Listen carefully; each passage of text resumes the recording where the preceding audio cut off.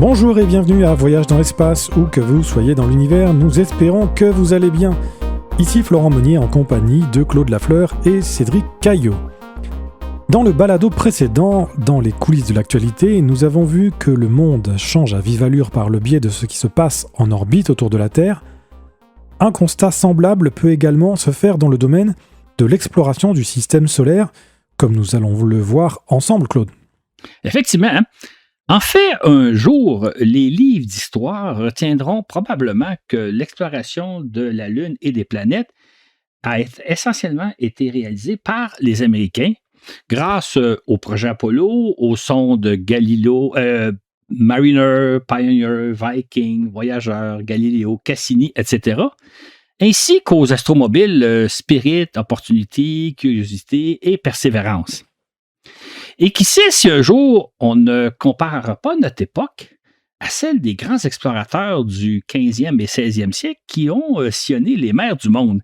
Là, on pense au Christophe Colomb, au Vasco de Gama, à Fernand de Magellan, à Amerigo de Vespucci. Donc, les grands explorateurs modernes se comparent peut-être à ceux du 15e et 16e siècle. On vit une période vraiment intéressante dans l'exploration de notre monde.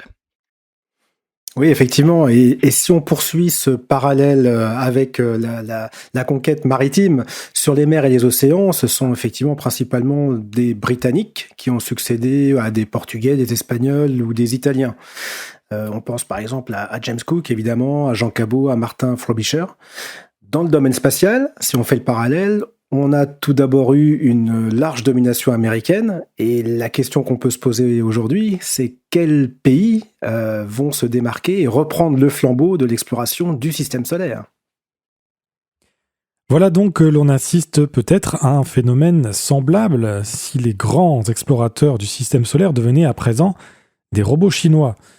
En effet, comme nous l'observons dans moult domaines d'activité, nous assistons présentement au repli des États-Unis sur eux-mêmes, tandis que la Chine en profite pour occuper l'espace laissé vacant, que ce soit en matière de relations internationales, de commerce, de sciences et de technologie, et notamment les technologies vertes. Et étonnamment, on semble assister au même phénomène à travers le système solaire, Claude. En effet, hein, quand on dit que le spatial reflète ce qui se passe à l'échelle de la planète, en voici un autre exemple. Les ambitions chinoises. Le 23 juillet 2020, la Chine lance sa première sonde interplanétaire Tianwen-1 en direction de la planète Mars. Cette mission comporte 3 véhicules, un orbiteur appelé Tianwen, un atterrisseur et un astromobile appelé Zhurong. Les Chinois nous présentent Tianwen-1 comme la première d'une série de missions d'exploration des planètes et de l'espace lointain. Ce programme repose sur les technologies et les capacités mises au point par les sondes lunaires Chang'e et les vaisseaux de transport d'équipage Shenzhou, notamment en matière de systèmes de navigation et d'alunissage, de protection thermique, de parachute, etc. Il s'agit d'un important programme qui témoigne de l'évolution des capacités spatiales de la Chine, indique l'un des responsables de ce programme. Au bout de 7 mois de vol interplanétaire, Tianwen-1 se place sur orbite autour de Mars le 10 février 2021. Et la Chine devient alors la 6e nation à réussir la manœuvre. La sonde orbitale comporte 7 instruments scientifiques, dont des caméras à moyenne et haute résolution, un magnétomètre, un radar pour sonder la surface martienne, et des instruments d'étude de l'atmosphère et de l'ionosphère. L'une des principales tâches de cet orbiteur est de repérer et de cartographier la présence de glace à la fois en surface et dans le sous-sol martien. Il sera aussi utilisé pour relayer les communications radio entre la Terre et les sondes qui s'y poseront. Durant les premiers mois de sa mission, Tianwen-1 étudie soigneusement la surface de Mars, et particulièrement la plaine d'Utopia, afin de repérer l'endroit le plus propice pour s'y poser. Puis le 14 mai, il largue l'atterrisseur qui se pose sans problème sur la plaine où a atterri Viking 2 en 1976. Durant la descente, un système de caméras analysait en temps réel le relief du sol afin de se diriger vers l'endroit le moins accidenté possible. Et à environ 100 mètres d'altitude, l'atterrisseur a stoppé sa descente pour demeurer stationnaire le temps de choisir l'endroit le plus favorable où se poser. Et c'était une première, ça, Claude, je crois. Absolument. Et c'est même là une innovation technologique majeure. C'est-à-dire que jusqu'à ce moment-là, les sondes se dirigeaient à l'aveuglette, les contrôleurs ayant choisi d'avance un site d'atterrissage le moins accidenté possible. C'est dire que l'atterrisseur de la sonde Tianwen 1 s'est guidé comme s'il y avait un pilote à bord. Et la Chine est ainsi devenue la deuxième nation seulement à se poser en douceur sur Mars. Oui, et quelques heures après, l'astromobile Zhurong fait ses premiers tours de roue sur le sol martien. Alors pour information, il en a 6 des roues. Dans ses toutes premières minutes d'activité sur Mars, il prend une photo de l'atterrisseur avant d'aller explorer 2 km de la plaine d'Utopia.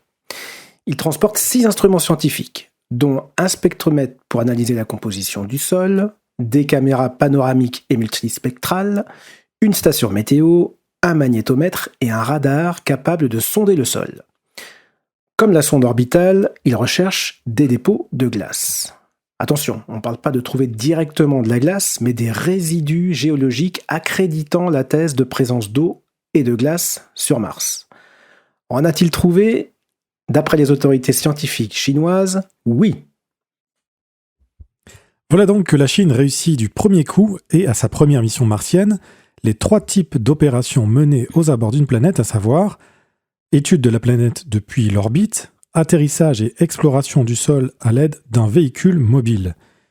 C'est là une performance remarquable puisque les Américains ont mis 20 ans pour en faire autant, tandis que les Russes n'y sont jamais parvenus malgré de multiples tentatives. En outre, l'orbiteur Tianwen, qui avait été conçu pour fonctionner le temps d'une année martienne, soit 687 jours terrestres, était toujours en fonction aux dernières nouvelles 5 ans plus tard. Absolument. Et fort de ce succès, la Chine annonce en mai 2021 un vaste programme d'exploration du système solaire. Tianwen 1 ouvre un nouveau chapitre de l'exploration spatiale chinoise, nous dit-on fièrement. On nous annonce ainsi 3 missions lunaires, les missions Chang 6, 7 et 8, dont on parlera éventuellement, ainsi que l'exploration d'un astéroïde, la collecte d'échantillons sur la planète Mars et même un rendez-vous avec Jupiter. Oui, la feuille de route spatiale chinoise est très ambitieuse et très enthousiasmante. Mais commençons par reprendre la suite de Tianwen 1. Selon les Chinois, la seconde mission Tianwen consistera à envoyer une sonde se placer en orbite autour d'un astéroïde pour y prélever des échantillons. Cette sonde reviendra ensuite à proximité de la Terre pour larguer une capsule qui nous rapportera ces échantillons avant de poursuivre sa route jusqu'à la ceinture d'astéroïdes située entre Mars et Jupiter, où elle se mettra en orbite autour d'une comète. Cette ambitieuse mission devrait s'étendre sur une dizaine d'années. Tianwen 2, un autre bond en avant. De fait, et tel que prévu, les Chinois lancent le 28 mai 2025 leur deuxième mission planétaire Tianwen. Il s'agit d'une opération nettement plus audacieuse que la première, car Tianwen 2 doit collecter des échantillons de l'astéroïde Kamo-Oalewa, qui gravite dans le voisinage de la Terre, puis aller à la rencontre d'une comète très particulière appelée 311P Pan-STARRS, qui orbite dans la ceinture d'astéroïdes. Il s'agit d'une longue, complexe et ambitieuse expédition, nous décrit Shan Zhongde, directeur de l'agence spatiale chinoise CNSA. Cette mission vise à remplir 2 grands objectifs, développer les systèmes de navigation et de contrôle autonomes, ainsi que les technologies nécessaires pour prélever des échantillons sur de tout petits astres. L'astéroïde visé par Tianwen 2 est d'ailleurs l'un des plus petits corps célestes jamais explorés. Il ne mesure environ que 41 mètres seulement. C'est ce qu'on pourrait dire un gros caillou ou une montagne, si vous préférez. C'est aussi ce qu'on appelle un géocroiseur, c'est-à-dire un astéroïde dont l'orbite croise parfois celle de la Terre. C'est même un compagnon de notre planète, un peu comme la Lune. Effectivement, pour être tout à fait précis, on peut ajouter que Kamo-Oalewa ne gravite pas vraiment autour de la Terre, mais plutôt autour du Soleil. En fait, son orbite est presque identique à celle de notre planète. l'astre se déplaçant de part et d'autre de l'orbite terrestre en faisant le tour du Soleil en 366 jours. Pour cette raison, cet astre n'est pas considéré comme une lune de la Terre puisqu'il demeure sous l'emprise de la gravité du Soleil. Selon les calculs de la NASA, on a là un quasi-satellite de la Terre qui nous tourna autour depuis près de 100 ans et qui devrait continuer ainsi encore quelques siècles. C'est par ailleurs un astre unique en son genre. D'après nos observations, Kamo'oalewa semble composé de la même matière que la Lune, ce qui nous laisse supposer qu'il pourrait s'agir d'un fragment de celle-ci arraché à la suite d'une violente collision. Il se pourrait par contre qu'il ait une toute autre origine. En rapporter sur Terre quelques échantillons devrait donc s'avérer riche en enseignements. Pour le moment, en fait, on ignore à peu près tout de ce gros caillou. Mais d'ici l'été, on devrait découvrir à quoi il ressemble lorsque la sonde Tianwen-2 l'abordera. Puis, durant 7 mois, la sonde l'étudiera dans son ensemble tout en cherchant le meilleur endroit pour y prélever un échantillon. Mais puisqu'il s'agit d'un minuscule objet, celui-ci ne possède qu'une infime force de gravité. De ce fait, prélever un échantillon sur son sol est une opération extrêmement délicate car on ne peut s'y poser comme on le ferait sur Mars ou sur la Lune. Le moindre contact avec sa surface risque de faire rebondir la sonde. Il faudra donc y aller très délicatement, soit en effleurant à peine le sol, le temps de cueillir un échantillon, ou si on cherche à s'y poser, trouver le moyen de s'y ancrer. Or, le défi pour les concepteurs de Tianwen-2 est qu'ils n'ont aucune idée de la nature du sol auquel devrait s'agripper leur sonde. S'agit-il d'une surface friable, d'une surface qui est dure, qui est poreuse ou quoi d'autre encore? Et donc, comment concevoir un système de collecte d'échantillons lorsqu'on n'a aucune idée de ce à quoi on s'attaque? Et pour ajouter à ce défi, l'astéroïde semble tourner assez rapidement sur lui-même. La sonde devra donc trouver le moyen de se positionner de façon stable par rapport à lui. Encore là, les contrôleurs de la mission ne savent trop à quoi s'attendre. Oui, alors en effet, les équipes chinoises ont imaginé que pour récolter un échantillon, Tianwen-2 pourrait s'y prendre de 3 façons différentes. Il y a d'abord la méthode dite du touch and go, où la sonde frôle l'astre, souffle sur sa surface à l'aide d'un bref mais puissant jet de gaz, pour récolter au passage les particules de sol qui se seront envolées. Autre méthode, elle peut passer très proche de la surface et l'effleurer à l'aide d'un bras robot qui gratterait le sol. Et enfin, la sonde pourrait tenter de s'y poser et de s'y ancrer le temps de procéder à un prélèvement avant de redécoller vers la Terre. Or, ce n'est que rendu sur place et après que la sonde aurait ausculté l'astéroïde durant des mois, que les responsables de la mission vont choisir la meilleure méthode pour s'y prendre. Ils pourraient même utiliser plus d'une méthode. Et tout cela pour ne recueillir que quelques dizaines ou centaines de grammes, mais suffisamment pour nous en apprendre énormément sur cet étrange corps céleste. Ça nous rappelle la mission Osiris-Rex autour de Bennu, tout ça, Claude. Exactement, c'est tout à fait le même scénario. Les Japonais aussi ont fait une mission semblable. C'est donc pas la première fois qu'on le fait, mais à chaque fois, on ne sait jamais à quoi s'attendre. D'ailleurs, dans le fascicule qui accompagne ce balado, on montre des dessins de comment on imagine à quoi ressemble l'astre. On pourra comparer avec cet été quand on aura des photos, puis probablement que tel qu'on l'imagine actuellement par rapport à la réalité, il y a une grosse différence, mais on va le savoir dans quelques mois. Donc, dans le fascicule, vous avez des images qui nous montrent à quoi on pense, et dans quelques mois, on aura la réalité. Et si tout va bien, donc Tianwen-2 nous livrera des échantillons à la fin de 2027. Et donc pour ce faire, en passant près de la Terre, la sonde larguera une capsule contenant les précieux échantillons. Et celle-ci devrait se poser dans un désert chinois. Si Tianwen-2 réussit l'exploit, la Chine deviendra la 3e nation après le Japon et les États-Unis à rapporter sur Terre des fragments d'astéroïdes.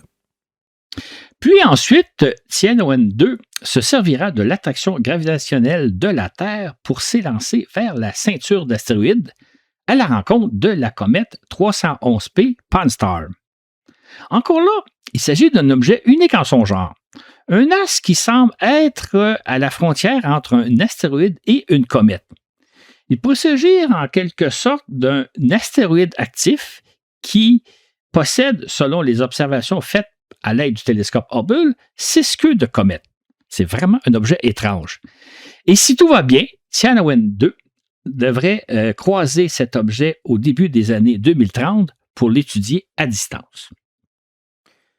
Alors Claude, si on a bien compris cette feuille de route chinoise, Tianwen 1 a été un succès sur Mars, Tianwen 2 semble confirmer une maîtrise technique avec des vrais objectifs scientifiques, et puis surtout Tianwen 2 ouvre la voie à une mission encore plus ambitieuse, celle de Tianwen 3, qui aura cette fois-ci pour objectif de rapporter sur Terre les premiers échantillons de la planète Mars. Tianwen 3 a un autre bond en avant. Et en avril 2023, la Chine fait une annonce étonnante, elle se prépare à rapporter sur Terre du sol martien vers 2030. Il s'agit de la 3e mission du programme Tianwen. Bien entendu, ces échantillons pourraient répondre à la grande question que tout le monde se pose depuis des décennies au sujet de Mars. Y a-t-il eu déjà de la vie sur cette intrigante planète, Claude ? Absolument. Mais comme on nous l'explique, cette mission est très complexe puisqu'elle comprendra 4 vaisseaux spatiaux, à savoir un atterrisseur, un étage de remontée, un orbiteur et une capsule de retour sur Terre. 2 fusées Chang'e 5 seront utilisées pour lancer les 4 sondes vers Mars. Dans un premier temps, l'atterrisseur et l'étage de remontée vont se poser sur la planète Mars, pendant que l'orbiteur et la capsule de retour vont se placer en orbite autour de la planète. Oui, et une fois les échantillons prélevés et placés dans un conteneur hermétique, l'étage de remontée devrait redécoller du sol martien pour rejoindre le vaisseau orbital. Le conteneur à échantillons sera alors inséré dans la capsule de retour. Puis, l'orbiteur, porteur de cette capsule, prendra la route de la Terre. Parvenu à proximité de notre planète, il larguera la capsule qui ira atterrir en Chine. Notons que les Chinois ont déjà réalisé 2 missions semblables aux abords de la Lune, Chang'e 5 en décembre 2020 et Chang'e 6 en mai 2024, cette dernière nous rapportant même les premiers et seuls échantillons de la face cachée de la Lune. Ce sont là de véritables exploits puisque les Chinois ont en quelque sorte accompli des missions Apollo mais sans pilote à bord. Toutefois, ces opérations ne prenaient qu'un mois à réaliser, tandis qu'une mission martienne s'étend sur 3 années. De surcroît, il est nettement plus difficile de se poser sur Mars que sur la Lune et d'en redécoller. La mission Tianwen 3 représente donc un bond de géant par rapport aux missions Chang'e, mais les Chinois en sont tout à fait capables, je pense. C'est en effet ce qu'on pense, parce que franchement, là, d'ailleurs, la réussite de la mission Tianwen 1 est très évocatrice à ce sujet-là. C'est pour ça qu'on la racontait au début du balado. Tant qu'à la sonde Tianwen 3, elle pourrait également inclure une foreuse afin de prélever dans le sous-sol martien une carotte géologique ainsi qu'un drone, un petit hélicoptère, qui prélèverait des échantillons à une certaine distance de l'atterrisseur. Le lancement des fusées porteuses sont programmés pour la fenêtre martienne qui s'ouvre à la fin de 2028. Quant aux précieux échantillons, ils nous seraient rapportés sur Terre vers 2030 ou 2031. C'est donc une longue et complexe mission. Oui, comme on peut l'imaginer, une telle mission demande énormément de préparation et de planification. On le comprend bien à t'écouter, Claude, il y a de nombreuses pistes à explorer, de nombreux choix techniques à faire, de nombreuses manœuvres à anticiper, voire même à écrire à l'avance, finalement. Dans un premier temps, les scientifiques et responsables du projet doivent résoudre quantité de questions scientifiques et géologiques, telles que où prélever les échantillons, quels échantillons choisir, et surtout, comment s'y prendre pour collecter une diversité d'échantillons. Ils réfléchissent également au site d'atterrissage le plus propice. Au départ, les scientifiques chinois ont repéré 86 sites d'intérêt, principalement concentrés sur les plaines de Crise et Utopia, là où les 2 Vikings ont recherché des traces de vie en 1976. On en parlait dans le balado 28 sur Viking, la fascinante découverte de la vie sur Mars. Tout en recherchant le site le moins risqué pour se poser, ils visent également l'endroit qui maximise les chances de préserver les traces de vie. Or, les plaines de Crise et d'Utopia présentent une grande variété d'environnements géologiques, tels que d'anciens littoraux, des deltas, des lacs asséchés et des systèmes de canyons, offrant ainsi des conditions favorables à l'apparition d'une vie ancienne. En tout cas, la Chine pourrait bien devenir la première nation à rapporter sur Terre du sol martien. Et Wu Weiren, directeur ou chercheur plutôt à l'agence spatiale chinoise, semble bien confirmer cette hypothèse. Compte tenu de l'avancement actuel des programmes d'exploration martienne des autres nations, dit-il, la Chine devrait être la première à mener à bien une mission de récupération d'échantillons de Mars. Côté américain, rien ne va plus. Le responsable chinois fait ainsi allusion au projet que préparent la NASA et l'ESA depuis des décennies, mais qui rencontre sans cesse d'immenses écueils, Claude. C'est le moins qu'on peut dire. Après une quinzaine d'années à esquisser différents scénarios, les deux agences spatiales posent les bases en avril 2018 d'une mission martienne qu'ils intitulent MSR pour Mars Sample Return, donc récupération d'échantillons martiens. Curieusement, ni l'un ni l'autre n'est alors en mesure de nous fournir un estimé des coûts de ce projet, mais comme il s'agit d'une mission très ambitieuse, on s'imagine que ça va coûter des milliards de dollars. Oui, car comme nous l'expliquions dans le balado 47, à l'assaut de la planète Mars, il s'agit là d'une opération complexe qui vise à récupérer les échantillons que doit récolter l'astromobile Perseverance dans le cratère G0. Si tout va bon train, et on mettait aussi beaucoup de conditionnels dans le balado 47 au printemps 2020, nous pourrions disposer dans une douzaine d'années d'échantillons martiens à analyser dans nos laboratoires. Il s'agit en effet d'une opération extrêmement complexe, puisqu'il faudra d'abord se poser à proximité de Persévérance, puis parvenir à récupérer les échantillons qu'il transporte, les transborder ensuite dans l'étage de remontée de la sonde, et celui-ci s'envolera du cratère G0 pour rejoindre le véhicule de retour vers la Terre qui attend sur orbite martienne. Or, aucune de ces opérations n'a jamais été tentée par la NASA ou l'ESA, contrairement à ce qu'ont pratiqué les Chinois avec leurs sondes Chang'e 5 et 6. On prévoyait au départ que cette mission s'amorcerait en juillet 2026 pour se conclure en 2031 avec le parachutage de la capsule contenant les échantillons dans le désert de l'Utah. Alors qu'en est-il, Claude ? Toutefois, le projet MSR connaît depuis une foule d'embûches techniques et surtout un prodigieux dépassement de coûts. Curieusement, ce n'est qu'en juin 2020 que la NASA et l'ESA nous fournissent enfin un premier estimé des coûts. Le projet était évalué au départ à 7 milliards de dollars. Et malheureusement, à peine quelques mois plus tard, en novembre 2020, un comité d'experts indépendants chargé d'évaluer la faisabilité du projet juge que son échéancier et ses coûts sont tout simplement irréalistes. La collecte d'échantillons martiens est un projet hautement ambitieux, techniquement exigeant et complexe sur le plan opérationnel, résume David Thompson, le président du comité. Il recommande par conséquent de reporter le lancement des sondes à la fenêtre martienne suivante, soit celle de fin 2028. Et surtout de réévaluer les coûts du projet à la hausse, donc bien au-delà des 7 milliards de dollars annoncés. Si la NASA salue le travail de ce comité, elle s'abstient néanmoins d'avaliser ses principales recommandations, dont celles concernant les coûts et le calendrier. Selon Thomas Zurbuchen, responsable des programmes scientifiques de la NASA, il est nécessaire de consulter nos partenaires, c'est-à-dire l'ESA et le Congrès. Ceux-ci doivent donner leur accord pour tout report et toute augmentation des coûts, ce qui risque de prendre une année, précise-t-il. De leur côté, les chercheurs qui œuvrent aux autres projets d'exploration du système solaire s'inquiètent de voir exploser les coûts du projet MSR, puisqu'il risque d'avoir de fâcheuses répercussions sur leur propre projet. Entre-temps, le 18 février 2021, l'astromobile Perseverance se pose sans problème sur Mars et entreprend sa longue mission d'exploration du cratère G0. Comme nous l'expliquons dans le balado 47, il s'agit d'un véritable géologue sur roue qui analyse de multiples façons le sol martien afin d'y repérer, du moins on l'espère, des indices de vie passée.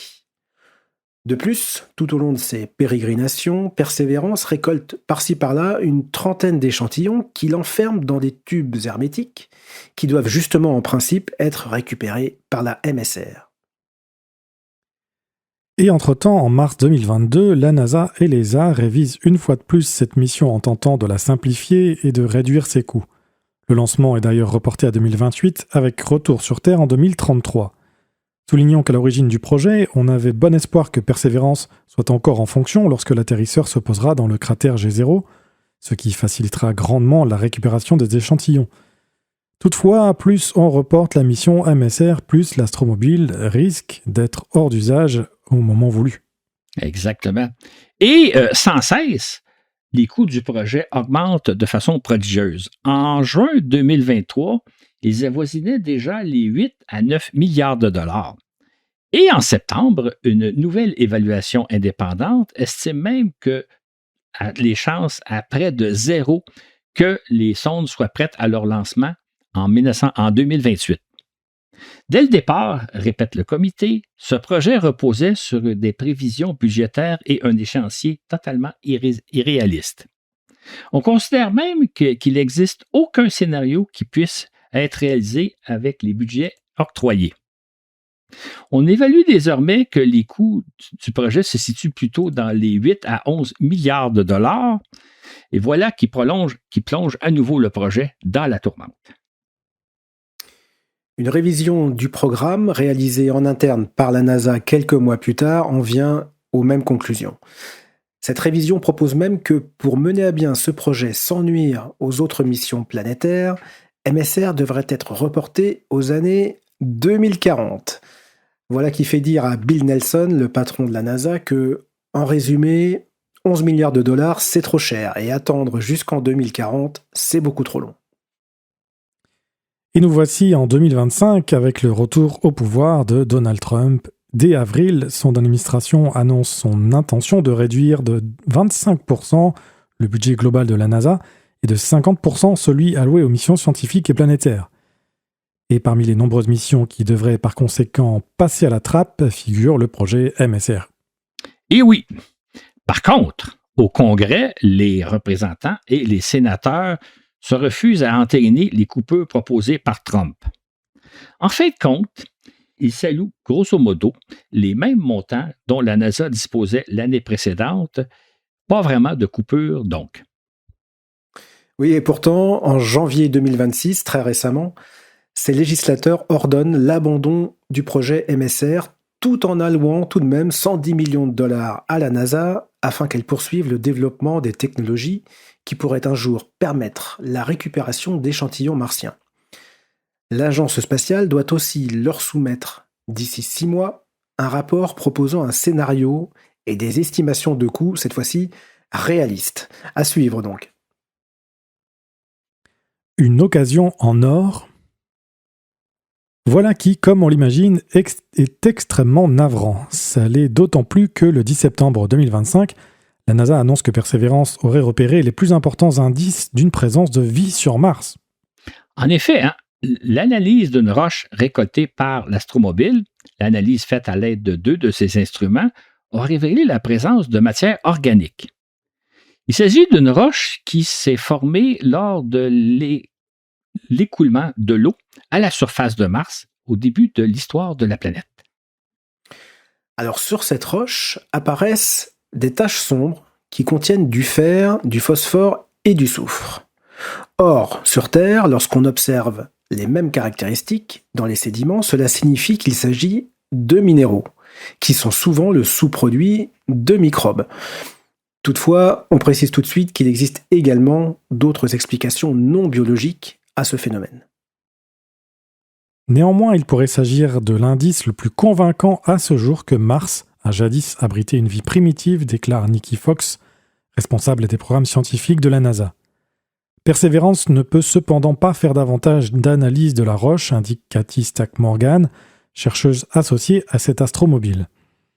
Nous sommes proches des limites de ce que peut faire l'astromobile en cette matière.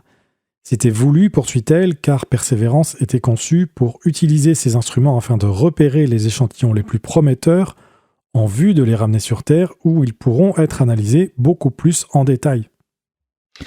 C'est ainsi que depuis 5 ans, Perseverance a récolté tout au long de son parcours dans le cratère G0 une trentaine d'échantillons qu'il a soigneusement enfermés dans de petits tubes.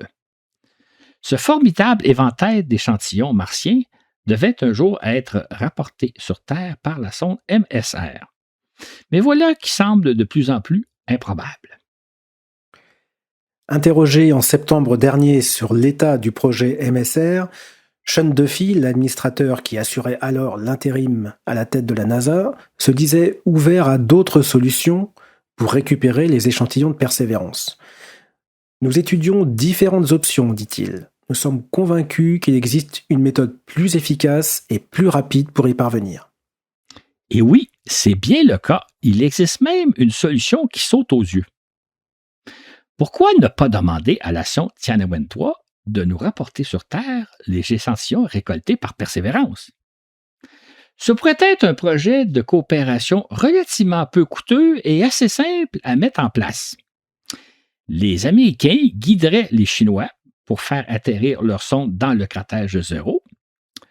De son côté, l'astromobile Persévérance se rendrait à la rencontre de la sonde chinoise pour lui remettre sa précieuse cargaison.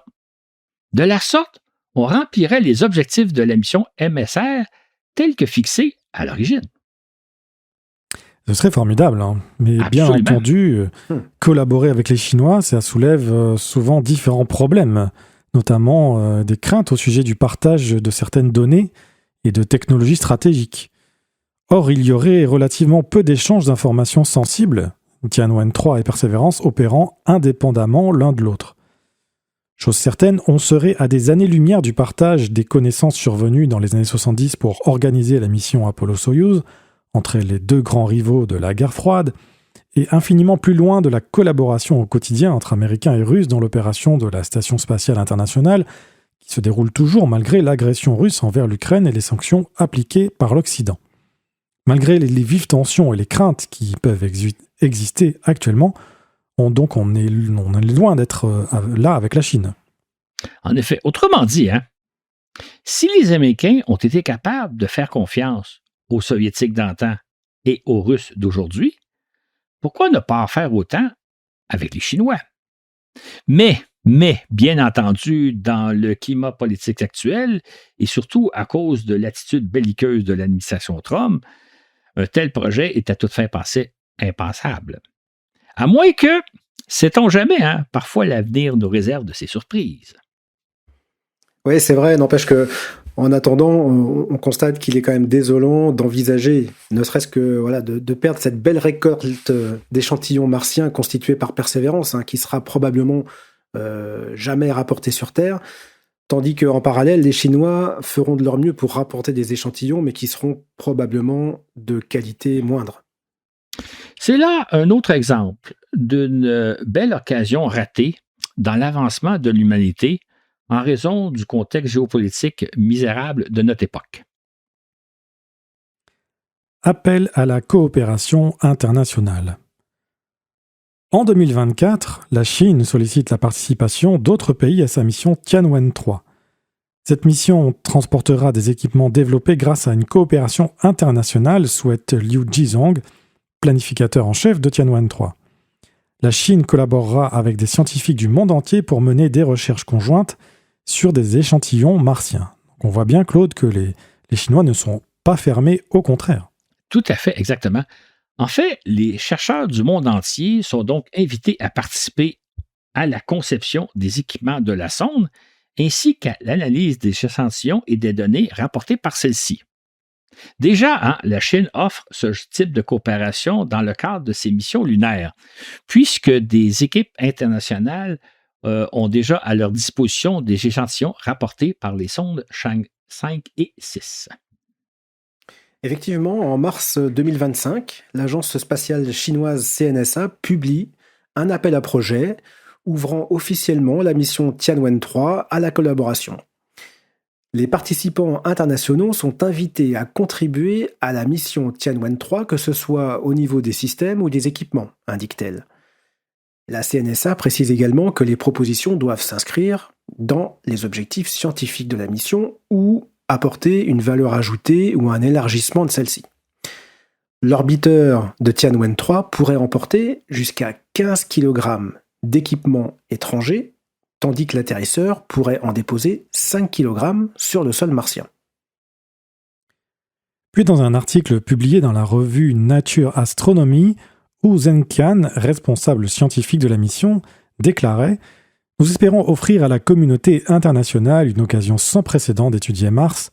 Notre objectif est de percer les mystères entourant l'existence passée de la vie sur cette planète. » L'auteur en profite pour nous livrer un certain nombre de précisions concernant la mission Tianwen-3. Il présente ainsi les 3 principaux objectifs scientifiques de la mission, à savoir la recherche de signes potentiels de vie sur la planète, l'étude de l'évolution de son habitabilité et l'étude de sa structure géologique et de l'histoire évolutive de Mars.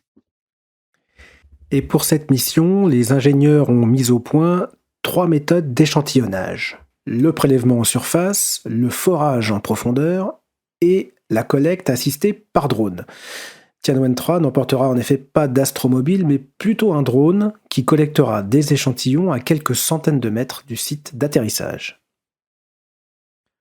Hu Zhenqian précise aussi que parmi plus de 80 sites d'atterrissage envisagés, nous en avons retenu 19 et d'ici fin 2026, 3 sites définitifs seront sélectionnés. Le choix du site doit concilier contraintes techniques et priorités scientifiques. Sur le plan technique, Tianwen doit se poser dans l'hémisphère nord de Mars, plus facile d'accès, et sur le plan scientifique, le site doit présenter le plus fort potentiel pour abriter et préserver des traces de vie. Hu écrit également que la Chine adopte une approche pleinement ouverte et collaborative pour sa mission Tianwen-3. Depuis la formulation des objectifs scientifiques et le développement des équipements, jusqu'aux recherches conjointes menées sur les échantillons qui seront un jour rapportés sur Terre. Priorité chinoise, découvrir de la vie extraterrestre. Après Mars, un astéroïde et une comète, la Chine n'a nullement l'intention de s'arrêter en si bon chemin. En 2024, elle dévoile un ambitieux programme d'exploration du système solaire, ajoutant aux missions Tianwen 2 et 3 une 4e qui visera Jupiter cette fois-ci. Cette dernière serait lancée vers 2029. Cette sonde s'intéressera tout particulièrement à Callisto, la 3e plus grande lune du système solaire et la 2e plus grosse autour de Jupiter, un astre que l'on peut pratiquement considérer comme une planète à part entière. Sous une épaisse couche de glace, Callisto abriterait un océan d'eau liquide dans lequel pourrait se trouver de la vie. Et puis, la CID change ensuite à une 5e mission Tianwen qui viserait cette fois la planète Vénus. Cette mission tenterait de prélever des parcelles de l'atmosphère vénusienne qui seraient rapportées sur Terre. Voilà qui soulève un grand intérêt puisque, selon certaines hypothèses, des conditions favorables à la vie pourraient exister dans la haute atmosphère de Vénus. Cette sonde pourrait donc nous rapporter des traces d'une sorte de vie tout à fait inédite. Puis vers 2038, la Chine songe à aller encore plus loin en établissant sur Mars une station de recherche axée sur l'exploration des ressources locales et sur l'étude de l'environnement et de la biologie martienne.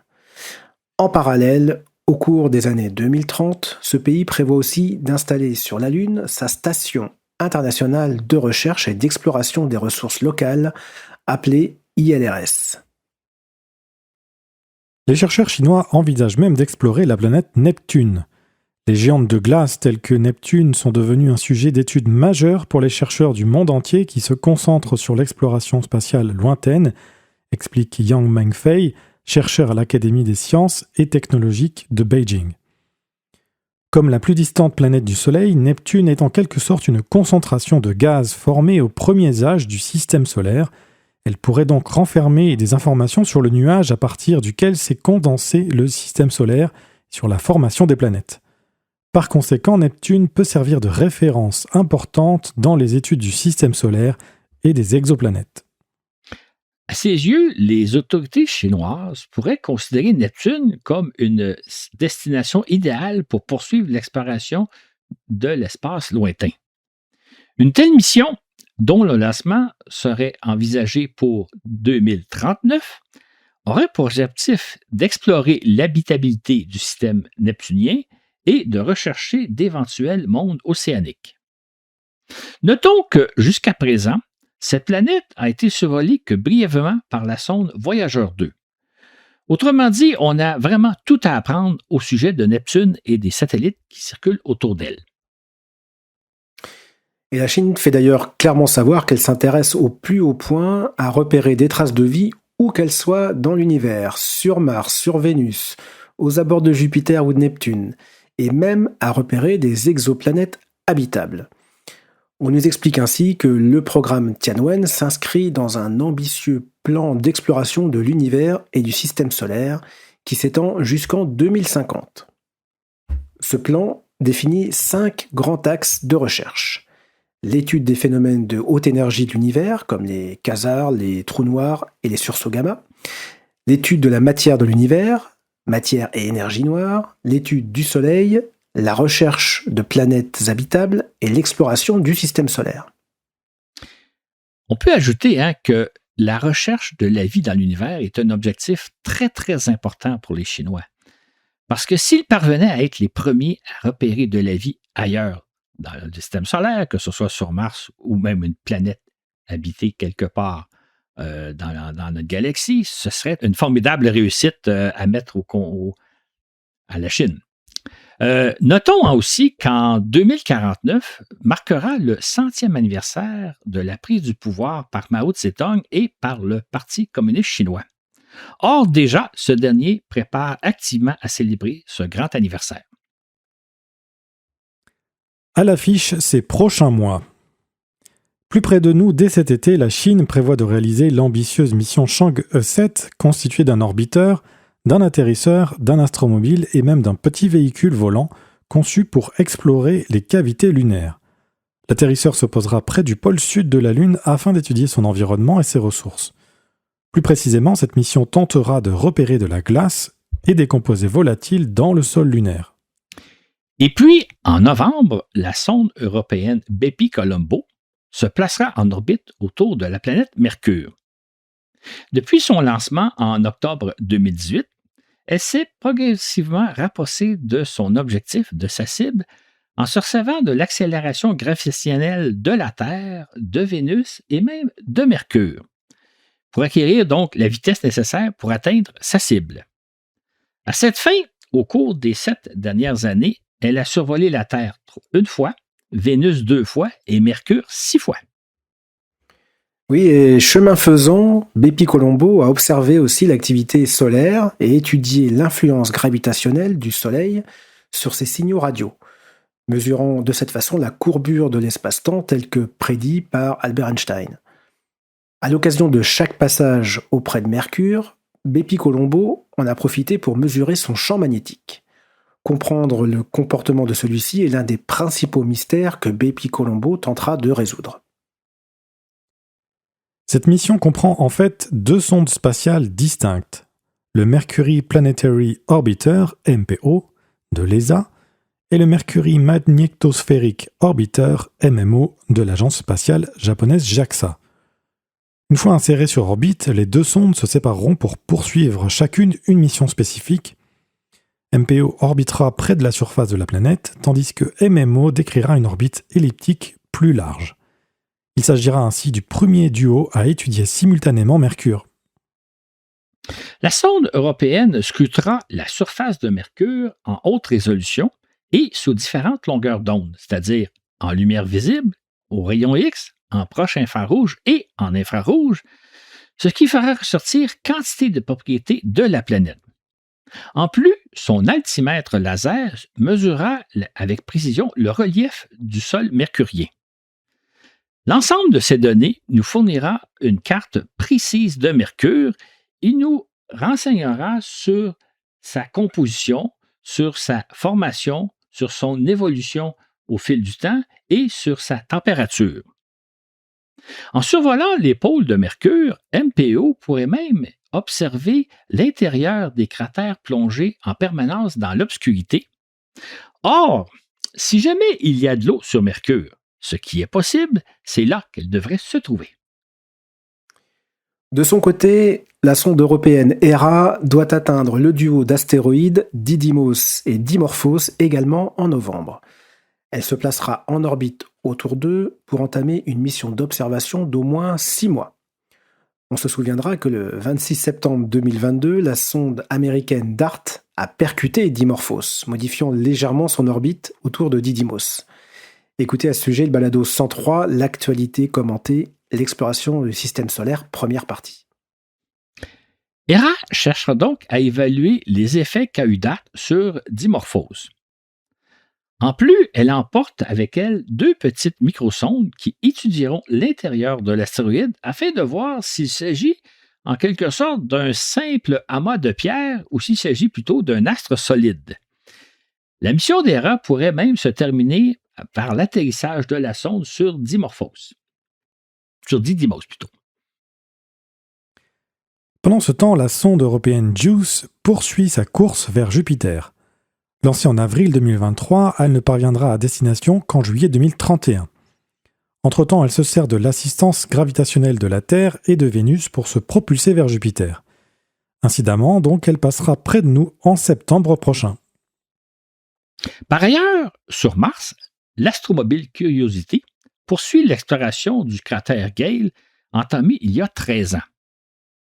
Au cours de la dernière année, Curiosity a découvert le plus gros composé organique jamais observé sur la planète Mars.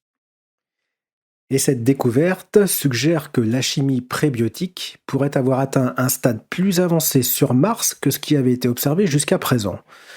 Or, ces acides gras font partie des molécules organiques qui, sur Terre, constituent les éléments chimiques fondamentaux de la vie. Cependant, ils peuvent également être produits en l'absence de vie. Les scientifiques de Curiosity avaient déjà découvert de petites molécules organiques simples sur Mars, mais la découverte de ces composés, plus grands, apporte la première preuve que la chimie organique pourrait avoir évolué vers la complexité nécessaire à l'apparition de la vie. Et ces derniers temps, Curiosity explore une région parsemée de crêtes qui auraient été créées par l'eau souterraine il y a des milliards d'années. Cette étude pourrait révéler qu'une vie microbienne a pu se former dans le sous-sol martien peu après la formation de la planète, prolongeant du coup la période d'habitabilité de Mars. Conclusion, que nous réserve l'avenir ? Malgré l'étendue des formidables missions chinoises dont nous avons fait état, il ne faut pas conclure pour autant que les Américains cesseront de parcourir le système solaire. Toutefois, devant les coupures que tente d'infliger l'administration Trump à la NASA, et particulièrement aux missions d'études de la Terre et des planètes, personne ne sait en ce moment à quoi s'en tenir. Déjà, plusieurs missions ont été annulées, bien que le Congrès y fasse opposition. Comme partout ailleurs à travers les États-Unis, les chercheurs sont sur le qui-vive. Est-ce à dire que, là aussi, les Américains abandonneront leur place dans l'exploration de l'espace au profit des Chinois? Il est encore trop tôt pour le dire, mais ça reste à voir. Oui, évidemment, et on peut s'inquiéter de voir la Chine remplacer les États-Unis sur l'échiquier mondial et sur ces thématiques de conquête spatiale. Un monde dominé par un régime aussi autoritaire, même si Donald Trump n'est pas en reste sur le sujet, a de quoi poser des questions, voire même inquiéter, n'est-ce pas Florent ? Oui, toutefois, nous gardons à l'esprit que l'avenir est totalement imprévisible. Ainsi, dans les années 70, on se faisait une image du monde en l'an 2000, qui a eu, en fin de compte, bien peu à voir avec la réalité, Claude. Effectivement, il serait d'ailleurs très instructif de comparer la vision du monde qu'on avait en 1925 avec le monde qu'on a connu en 1950, en 1975 ou même en l'an 2000. Chose certaine, personne en 1925 n'avait entrevu le monde tel que nous le connaissons. Sans doute en sera-t-il de même de notre vision du monde de demain. En fait, on peut déjà être assuré que le monde tel que nous le concevons actuellement sera vraiment différent dans 10, 15 ou 20 ans. Effectivement, étant donné la situation hyper stressante dans laquelle nous nous trouvons, on aimerait probablement tous savoir, j'imagine, quand et surtout comment on s'en sortira.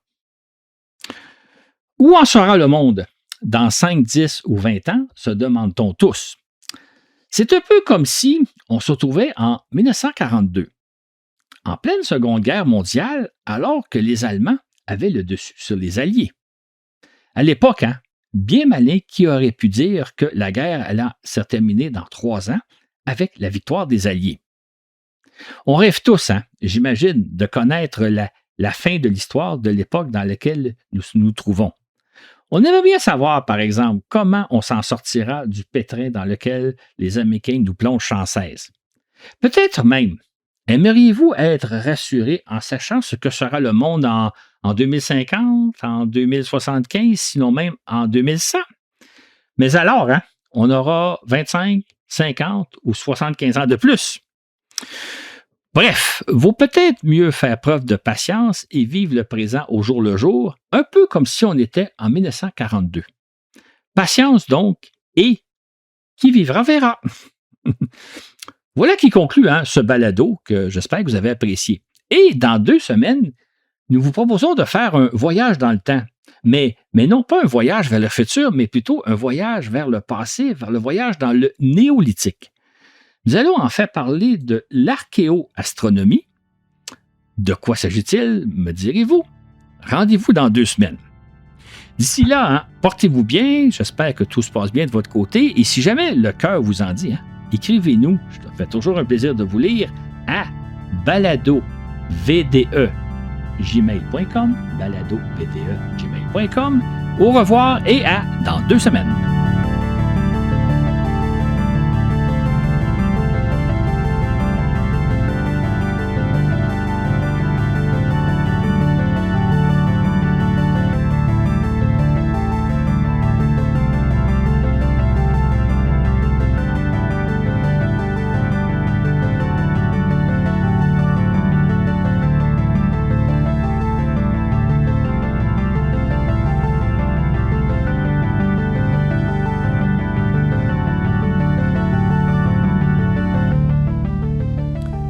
Nous remercions toutes les personnes qui nous soutiennent, et notamment sur Patreon, grâce à qui ce balado continue d'exister. Je vous rappelle qu'à partir de 5$, vous avez accès à tous les fascicules qui accompagnent les balados, et vous avez également accès aux épisodes avec 2 semaines d'avance. Alors si vous êtes intéressé, direction le site patreon.com, voyage dans l'espace. Cet épisode vous a été présenté par Florent Meunier et Cédric Caillot avec au contenu Claude Lafleur et à la diffusion Dylan Baillargeon et Laurent Runigo.